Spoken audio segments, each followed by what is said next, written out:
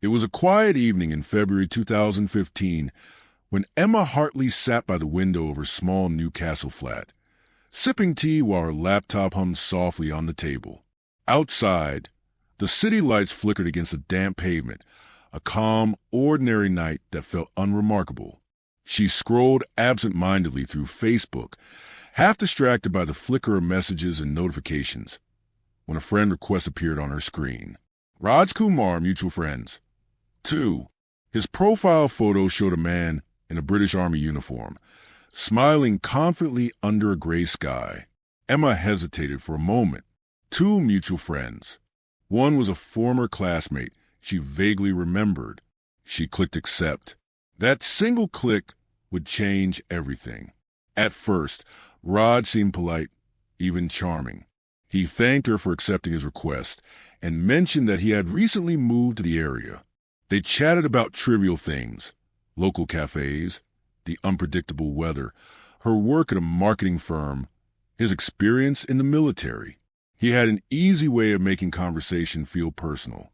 He asked about her favorite music, her hobbies, and soon their messages began to stretch late into the night.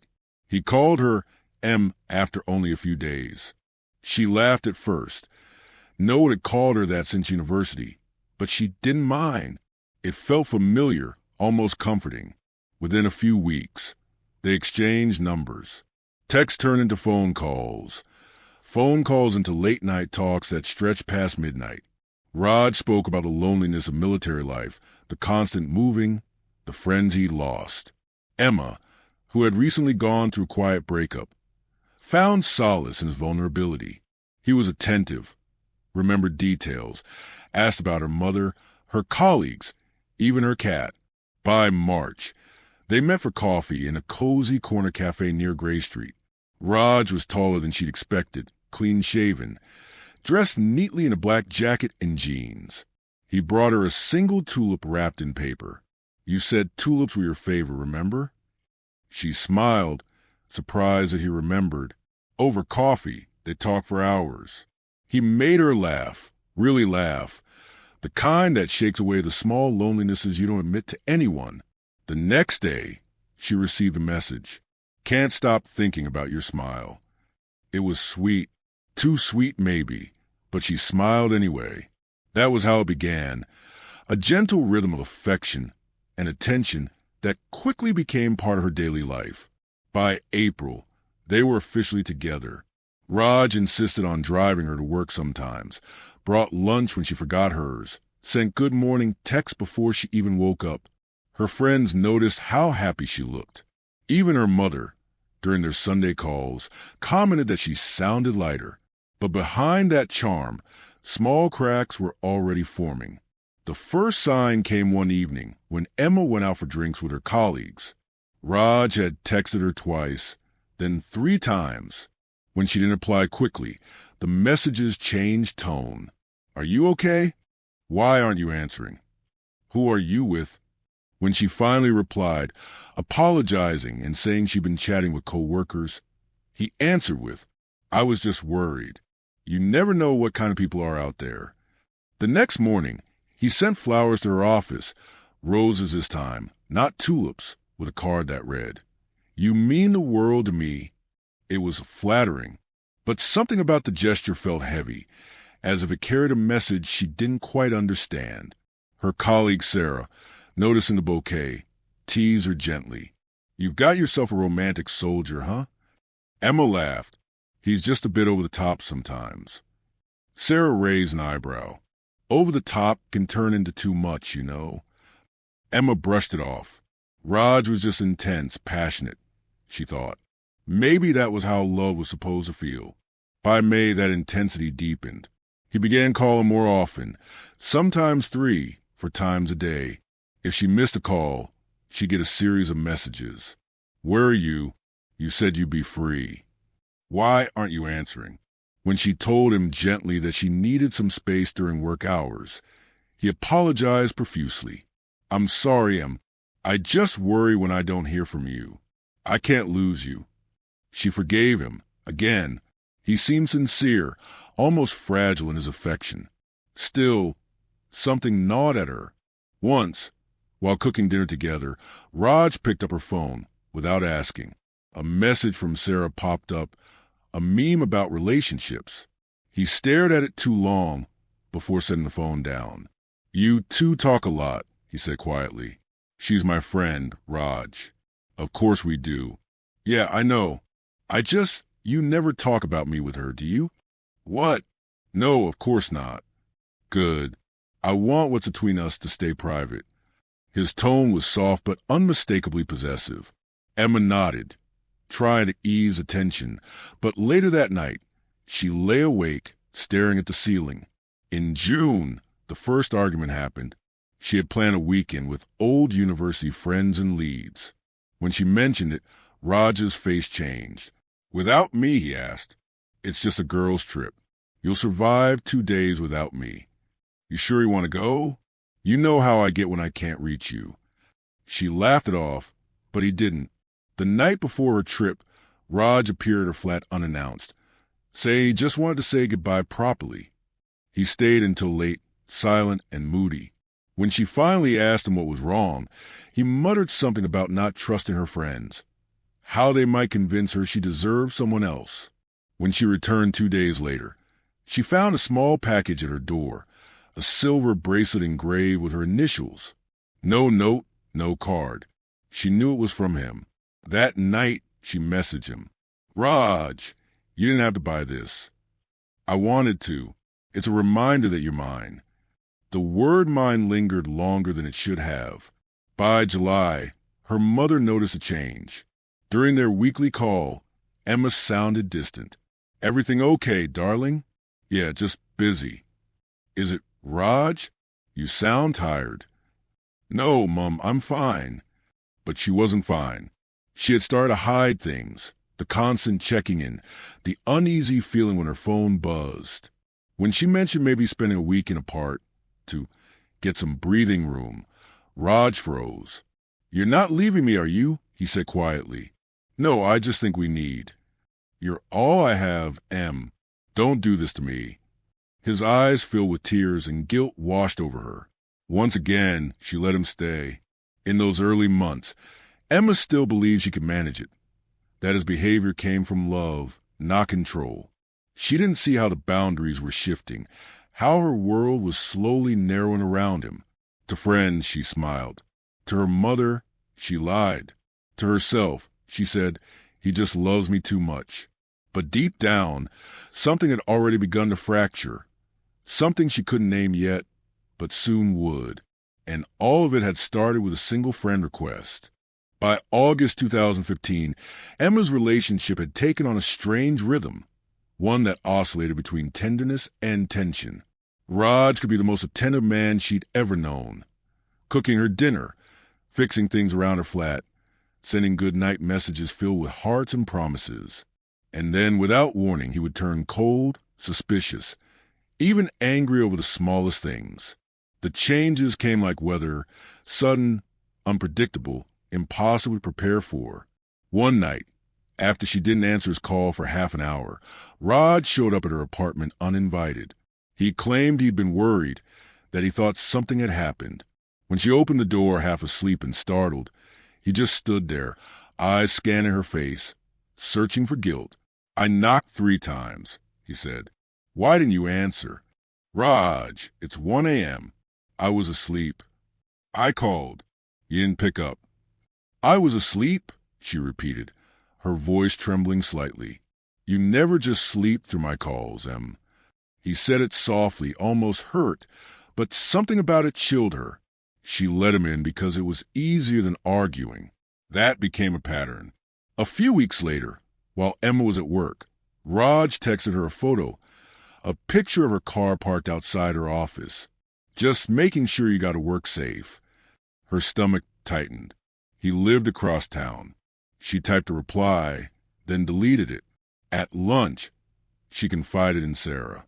"He's just everywhere," Emma said quietly. "Emma, that's not normal," Sarah replied. "That's obsession. He just worries, I guess." "No, he's controlling you." Sarah's concern planted the first real seed of fear, the kind that grows quietly, waiting for proof. By September, Raj's jealousy turned aggressive. If a male co-worker mentioned Emma's name in conversation, Raj would interrogate her about it. He started asking for her schedule, when she'd be home, who she was meeting, even screenshots of her conversations, just to be honest with each other. When she resisted, he'd apologize, saying his past relationships had left him insecure. Every time she tried to pull away, guilt reeled her back in. "You're all I have," he'd whisper. "You know I'd never hurt you." The words sounded like comfort, but they were a cage. One Friday evening, Emma decided to reclaim a piece of her freedom. She told Raj she was having a night in with Sarah and a few friends. No phones, no drama, just wine and laughter. Raj said he understood. But halfway through the evening, her phone buzzed. One message, then 5, then 10. "I know you're lying. Send me a photo if you're really with Sarah. Don't make me come there." Her heart pounded. Sarah saw the fear on her face and took the phone from her. "Emma, this isn't love. This is stalking." Emma nodded, tears in her eyes. That night, she blocked Raj's number for the first time. For the first time, she slept soundly. The next morning, her front door handle was scratched, and a single white rose lay on the doormat. No note, no name, just a rose. In October, Emma finally told her mother everything. The messages, the late-night visits, the tracking, the fear. Her mother listened silently and then said, "Darling, this isn't your fault. You have to tell someone." 2 days later, Emma went to the police. Officer D.C. Morrison, calm and methodical, took her statement. He told her what so many victims hear first. "We can't act unless there's a direct threat or evidence of harm." Emma showed him screenshots, messages, call logs. He nodded sympathetically but said Raj's behavior, while concerning, hadn't yet crossed a criminal line. She left feeling exposed and helpless. That night, Raj sent an email. "I know you've talked to the police. You're making me look like a monster. You don't understand how much I love you." She deleted it, blocked him everywhere, changed her number, even stayed at Sarah's for a few nights. For a while it worked. No messages, no calls, just silence, until the silence broke. In November, she started getting small, anonymous packages at work. The first was a box of chocolates, the same kind Raj used to bring her. Then came a set of photos, candid shots of her walking down the street, shopping, entering her building. No sender's name, just a note. "You still look beautiful." Emma went cold. She called the police again. This time, D.C. Morrison treated it seriously. He initiated a harassment report and arranged for a warning notice to be issued. Raj denied everything. "She's overreacting," he told police. "She's just upset because I moved on." But he hadn't moved on. He was watching her. Winter settled over Newcastle like a gray shroud. Emma avoided going out after dark. She changed her route to work, checked over her shoulder constantly, kept her phone charged at all times. Her world had shrunk to a routine of vigilance. Fear had become muscle memory. Even at home, she didn't feel safe. Once, coming back late, she noticed footprints in the frost near her window. Another time, she heard her phone buzz, an unknown number. The message read, "You think the police can protect you?" She reported everything. Morrison arranged for a restraining order, but Raj found ways around it. Fake accounts, new numbers, letters left on her windshield. He was everywhere and nowhere at once. By December 2015, Raj's behavior escalated further. He began contacting her family, sending messages to her mother and younger sister. The messages were polite but unsettling. "I'm worried about Emma. She's been distant. Please tell her I love her." Her family was frightened. Her mother pleaded, "Please, Em, move in with me for a while." But Emma refused. "If I move, he wins," she said quietly. Still, she installed new locks, cameras, and motion lights. D.C. Morrison arranged patrols in her area. For a while, Raj disappeared. She started to breathe again. In January 2016, she joined a support group for stalking victims. For the first time, she heard stories that mirrored her own, stories of fear, control, and obsession. She realized what she had been living wasn't love. It was possession disguised as protection. Her therapist helped her rebuild her confidence. She returned to work full-time, started meeting friends again, even went on a few casual dates. Life began to feel normal, almost, until one night, Sarah noticed a black car parked near Emma's building. It was there again the next day. And the next, Emma checked the plates. They were unfamiliar, but the car was Raj's make and model. Her stomach dropped. The next morning, she found another note under her wiper blade. "You can't erase me, Em. We belong together." She brought it straight to the police. Morrison fast-tracked an investigation, pushing for stronger measures. Raj was warned again. This time, formally, he responded with silence. For a while, that silence felt like victory. But beneath it, something darker was growing, a quiet obsession gathering strength, waiting for the moment to strike. That winter, Emma told Sarah, "I think he's finally gone." Sarah smiled weakly. "I hope you're right." Neither of them noticed the dark figure parked across the street that night, watching, waiting, rehearsing the final act of a love story that had long since turned into horror. And in the cold, silent breath of that winter, the next chapter of Emma's life was already being written by someone who refused to let her live it. By February 2016, Emma Hartley had learned how to live with fear. It had become a quiet companion, one that waited outside her door every morning and sat beside her as she tried to sleep. Raj had gone silent for several weeks, and she tried to believe that meant he was gone. But silence, she was learning, was never peace. It was preparation. She focused on work, joined yoga classes, and tried to rebuild her confidence. Her friends said she looked lighter again. Even her mother, though still worried, started to believe that the worst had passed. But one gray Monday morning, Emma stepped out of her flat to find a bouquet of tulips on her doorstep, her favorite flowers. No note, no card, just the flowers, wrapped in the same brown paper Raj had used the first time he ever brought her one. Her hands trembled as she picked them up. Somewhere nearby, a car engine started. When she looked around, the street was empty. That night, she called D.C. Morrison again. "He's back," she said quietly. "Do you have proof?" "The flowers." No one else would do that. He sighed gently. "We'll note it down, Miss Hartley. Keep your security cameras on. Don't engage. If anything else happens, call immediately." It was always the same advice. Cautious, procedural, limited. To Emma, it felt like waiting for permission to be believed. Days later, the gifts multiplied. Small tokens that seemed harmless but dripped with menace. A keychain shaped like a heart. A CD with her favorite band's name scribbled on it. A handwritten letter that read, "You can block me, Em, but you can't block fate." Her friends begged her to move. Sarah even offered her spare room, but Emma refused. "If I run, he wins," she told her.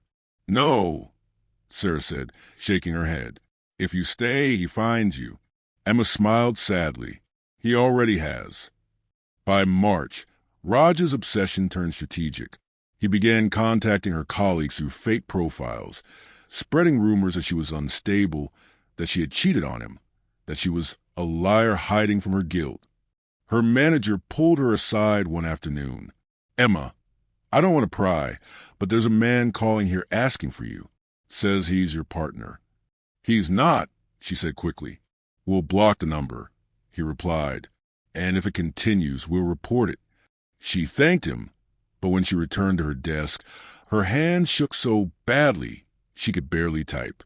On April 3rd, Emma came home to find her living room window slightly open. The lock was scratched, the curtains swaying gently. She froze in the doorway, every sound amplified, the creak of the floorboards, the hum of the refrigerator, her own heartbeat. Nothing was missing, nothing except her sense of safety. She called Morrison, who sent a patrol car. The officers walked through, checked the locks, and left with the same conclusion. No sign of forced entry. Could have been wind or maintenance. But Emma knew better. She could feel him. The invisible presence that lingered even after he left. That night, she slept with the lights on. In May, Raj's mother contacted Emma. The message came through Facebook, polite and almost apologetic. Please talk to him. He's not well. He says you ruined him. Emma didn't reply. She forwarded it straight to Morrison. He used the message as additional evidence and expedited a stalking protection order. It was approved in June. For the first time, Raj was legally forbidden from contacting her, directly or indirectly. The court order should have been a shield, but Raj treated it like a challenge. In July 2016, the harassment changed form. Instead of direct contact, he began leaving anonymous comments under fake profiles on local community forums. She's not who you think she is. Watch out for her. Truth always comes out. Then came the phone calls, blocked numbers, silent on the other end, sometimes breathing, sometimes music playing faintly. Once, it was a song they used to dance to in her kitchen.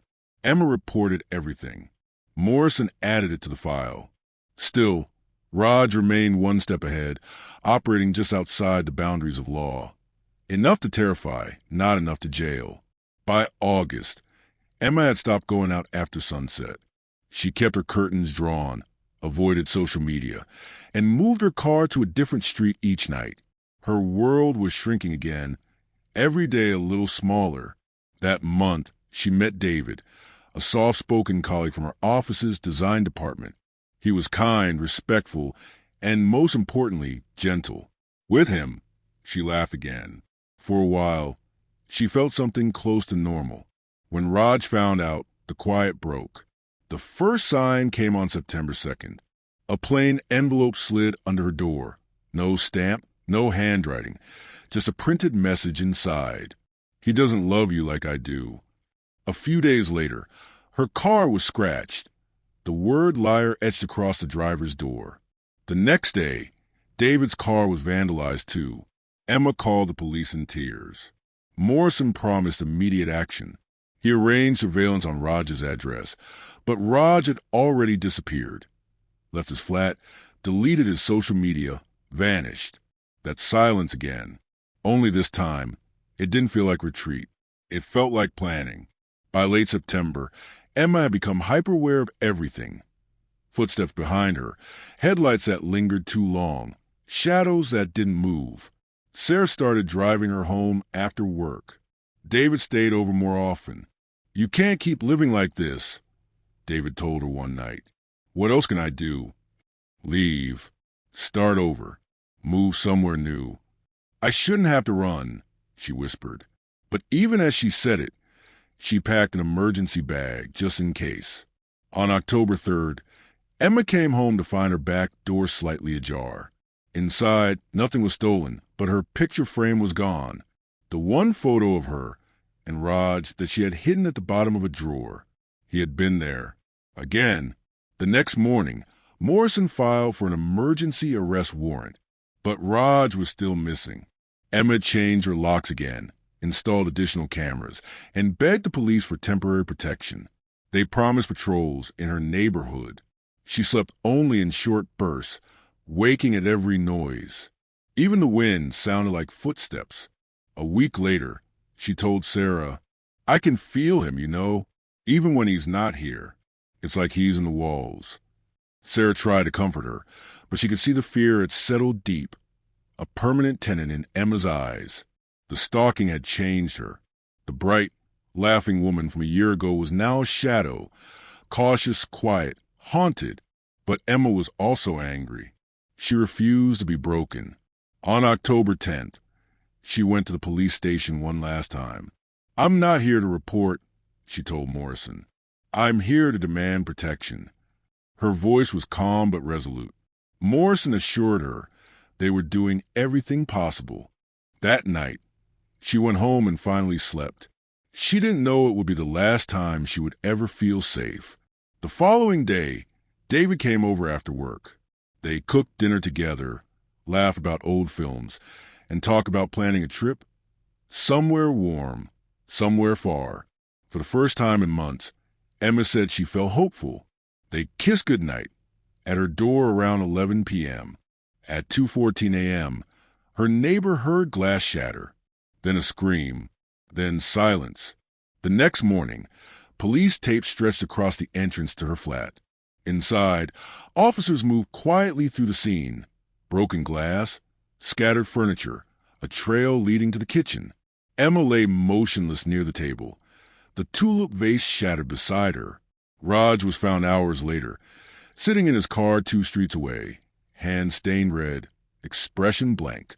When police opened the door, he looked up and said softly, she just wouldn't listen. In the months that followed, Newcastle would remember her name. News headlines spoke of a system that failed to protect. Vigils were held. Petitions circulated. Laws were questioned. But all those words, all those promises, came too late. For Emma Hartley, the story that began with simple friend requests had ended in silence, the kind that no message, no warning, and no law had managed to prevent. Morning broke gray and silent over Newcastle, the kind of sky that seemed to hold its breath. Outside Emma Hartley's flat, yellow police tape fluttered in the wind, whispering through the stillness like a reminder that something irreversible had happened. Neighbors gathered quietly behind the barriers, some crying, some too stunned to speak. Reporters began to arrive, their cameras flashing against the blue lights that washed over brick walls.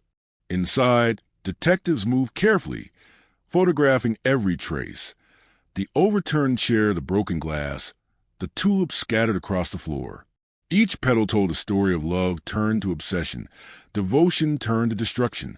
By sunrise, one truth had become clear. Emma's warnings had come true, and the system built to protect her had come too late. Raj Malhotra was arrested at 3:47 a.m., still sitting inside his car 2 streets away. He didn't resist. He didn't run. He didn't even speak. Not until Detective Morrison stepped forward. Raj Malhotra, you're under arrest for the murder of Emma Hartley. For a moment, Raj just looked at him, then smiled faintly, almost tenderly. I told her, he said. I told her she couldn't ignore me. That single sentence would later echo in every courtroom, every news broadcast, every debate about stalking laws across the UK. The investigation unfolded with precision, but also with heartbreak.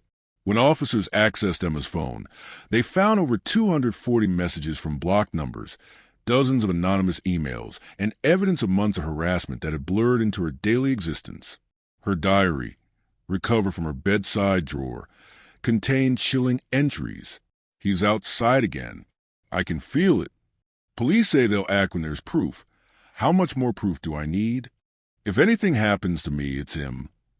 Those pages became a timeline of fear, a record of every ignored warning, every delayed response, every small failure that built toward catastrophe. Detective Morrison was visibly shaken. He'd seen violence before, but this was different. He had met Emma, had promised her safety, and now her name was printed on the coroner's report. He gave his first press statement 3 days later. Emma Hartley reported her concerns repeatedly.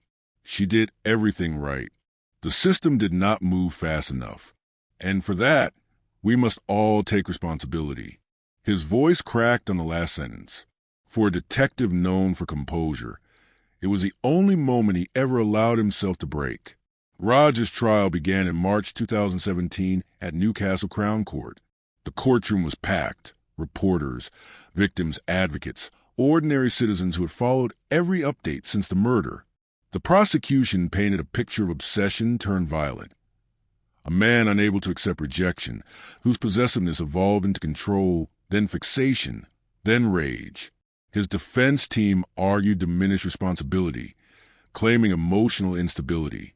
But the evidence was overwhelming. The digital footprints, the surveillance footage, the messages, the testimony of friends who had witnessed Emma's fear. When Morrison took the stand, he read excerpts from Emma's police reports, his voice steady but hollow. She was terrified, he said. She begged us to act faster. Raj showed no emotion. He kept his eyes on the table, occasionally smirking when the prosecution described the restraining order he had ignored. On May 12, 2017, after 2 weeks of deliberation, the jury returned with a unanimous verdict, guilty of murder. The judge's sentencing remarks were scathing. You were offered every opportunity to stop. Instead, you chose to escalate your cruelty. You stalked, harassed, and finally took the life of a woman who had once cared for you. This was not a crime of passion. It was a crime of control. Raj Malhotra was sentenced to life imprisonment with a minimum of 27 years before parole. He showed no reaction. As he was led away, Emma's mother whispered, "I hope you never see another sunrise." The courtroom fell silent. In the weeks that followed, Emma's story spread across the country. Her name became a rallying cry. #JusticeForEmma trended nationwide. Thousands signed petitions demanding stronger anti-stalking legislation. Parliament debated reforms that would tighten the process for restraining orders and improve police response times. One MP, during a session, held up a photo of Emma and said, "This young woman did everything we tell victims to do. She reported, she documented, she followed the law, and still, the law failed her." Within a year, Emma's Law was introduced, a bill that expanded digital harassment protections and enforced faster police intervention for repeated stalking reports. Her death, as tragic as it was, began to save lives. Sarah, Emma's closest friend, became a public voice for victims' advocacy. She appeared in interviews, her voice trembling but resolute. She was more than a headline. She was kind, smart, and brave. She wanted to believe people could change. That belief cost her everything. Sarah now runs a foundation in Emma's name, providing legal and emotional support for those facing stalking and online harassment. In every interview, she repeats the same message. If someone makes you feel unsafe, even once, that's enough. Don't wait for proof. Don't wait for permission. Just act. Detective Morrison never returned to the same casework again. He transferred to a department specializing in domestic and psychological abuse cases. In his office, he keeps one photo pinned to the wall, the tulips from Emma's doorstep, their petals slightly faded. He once said in a radio interview, "I see her case every time a report crosses my desk. It reminds me that justice delayed isn't justice, it's a warning." 2 years later, a documentary aired titled The Quiet Before the Crime, the Emma Hartley case. It retraced every moment, the relationship, the stalking, the missed chances for intervention. The closing sequence showed footage of tulips swaying in the breeze, as Sarah's voice narrated. "We don't remember her for how she died, but for how she tried to live, with hope, even when hope had already left the room." The film won awards, but for those who had known her, no accolade could fill the silence she left behind. Even now, every October, people gather outside her old building. Candles in hand, tulips laid across the pavement. Sometimes it rains, sometimes it doesn't, but they always come. Among them is Morrison, standing quietly at the back, hat in hand. He never speaks to the press. He just watches as the petals fall, one by one, until the wind carries them away. And in that moment, for a heartbeat, it feels as if Emma is still there, not as a victim, but as a voice that changed the law, changed the conversation, and changed how the country understands obsession. In the end, her story isn't just about love turned dark. It's about silence, how it grows when fear is ignored. It's about systems that move slower than danger. And it's about voices, those who were once unheard, now refusing to be quiet again. Because for every Emma Hartley, there are countless others who are still waiting to be believed. And that is the truth this story was never meant to tell, but must